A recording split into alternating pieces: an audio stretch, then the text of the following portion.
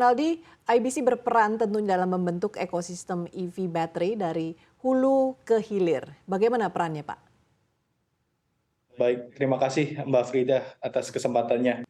Jadi memang pendirian IBC ini tidak terlepas daripada inisiatif strategis daripada pemerintah Indonesia yang ingin mendorong daripada hilirisasi downstreaming daripada nikel untuk menjadi baterai.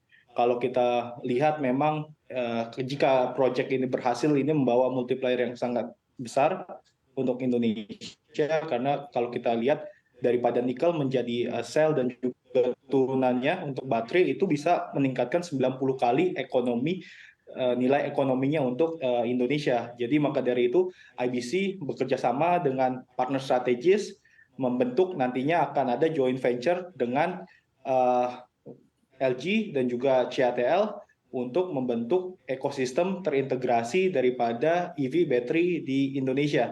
Dan ini memang kita sudah memiliki roadmap seperti yang tadi disampaikan.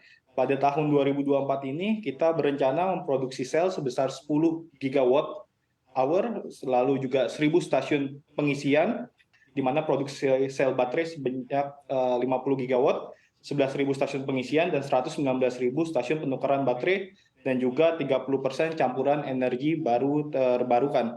Jadi memang IBC sangat berperan strategis untuk mendorong daripada hilirisasi ini melalui kerjasama dengan mitra strategis dan membentuk ekosistem EV baterai dan juga baterai energy storage yang terintegrasi dari hulu ke hilir. Dan ini akan menjadi ekosistem pertama yang terintegrasi di Indonesia dan juga di dunia. Baik, nah Pak Renaldi, dalam RDP kemarin juga sudah dipaparkan bagaimana timeline produksi dari 2024 hingga 34 ini untuk memenuhi kebutuhan baterai, khususnya untuk mobil listrik, untuk motor listrik, hingga battery energy storage system. Tadi Pak Renaldi sudah mention sedikit mengenai roadmap, bisa dielaborasi lagi mungkin Pak bagaimana roadmap jangka panjangnya untuk support energi baru terbarukan ini? Ya, memang kalau kita lihat daripada kerjasama yang kita saat ini sedang jajaki dan jalani, pabrik baterai ini akan mulai tahun depan. Jadi untuk yang 10 GWh tahun depan di kuartal 1 direncanakan kita sudah dapat beroperasi. Lalu memang untuk kita enhancement di tahun 2026 dan 2027, ini pabrik-pabrik turunan daripada industri baterai seperti katoda, prekursor, itu sudah dapat beroperasi. Selanjutnya pabrik prekursor dan katoda ini akan terus ekspansi secara kapasitas untuk mencapai tadi 50 gigawatt hour untuk di Indonesia sendiri.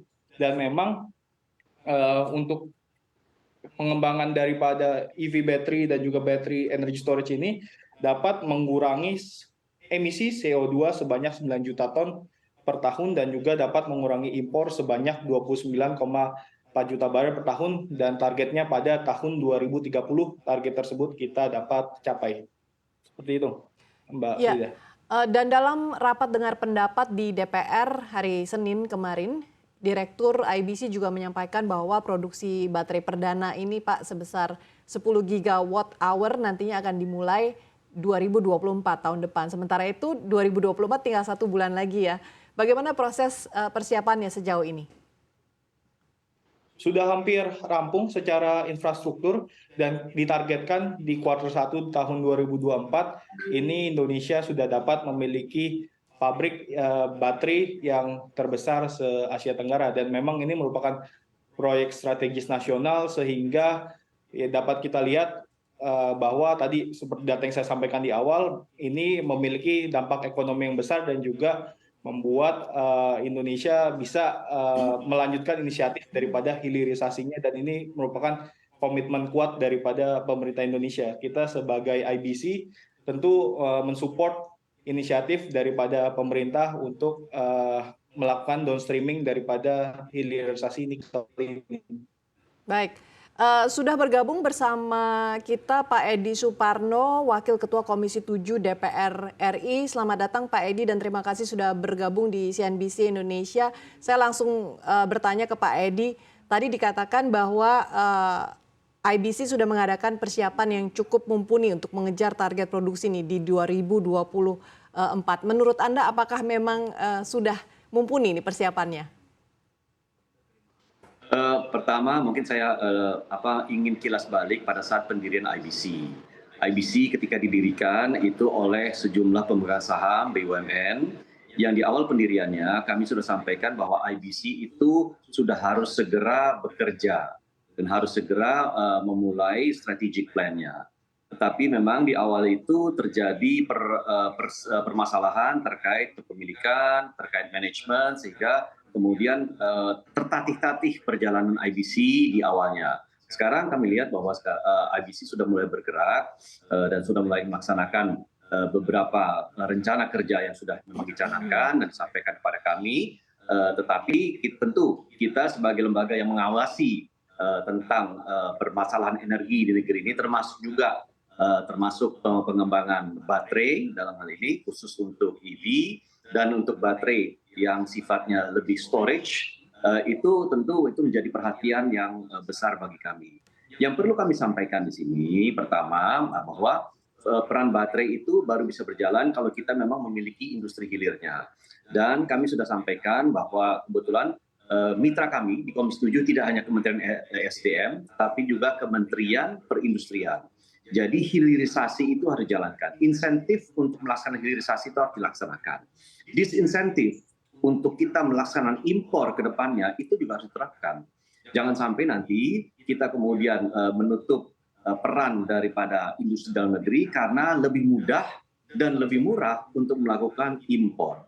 Di saat memang teknologi itu kita belum miliki, kita dengan dalam tanda petik terpaksa mengimpor. Tetapi jangan lupa bahwa hal itu merupakan suatu solusi sementara saja. Kita meminta para negara-negara di mana kita mengimpor seluruh kebutuhan untuk pembuatan baterai itu harus investasi Indonesia dan harus melaksanakan transfer teknologi. Kita juga harus mampu menyerap teknologi tersebut supaya industri ini tumbuh. Kita punya industri yang paling hulu smelter, tetapi midstream apalagi downstream industries itu belum kita miliki. Nah inilah salah satunya di mana ketika kita kemudian mengembangkan industri untuk membuat baterai, apalagi nanti kepada mobil listrik, nah ini industri midstream-nya ini akan tumbuh.